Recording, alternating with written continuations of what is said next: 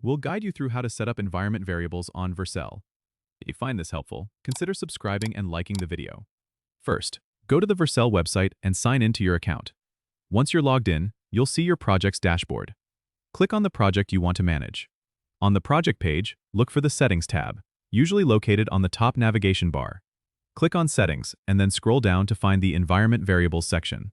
Here, you'll see an option to add a new variable. Click on Add Variable to start the process. A form will pop up where you need to enter the name and value of your environment variable. The name should match exactly what your application expects, like API key or database URL. Enter the value that corresponds to this variable. If you're setting up variables for different environments, like development or production, make sure you select the correct environment from the drop-down menu. This ensures your variable is used in the right context. Once you've filled in the details, click Save to add the variable. It's a good idea to check if the variable is correctly listed under the respective environment after saving. If you need to update or delete a variable, you can do so by clicking the Edit or Delete icon next to the variable name. This makes managing your environment variables straightforward and ensures your application gets the correct data it needs to function properly. Don't forget to subscribe and comment if this helped you out.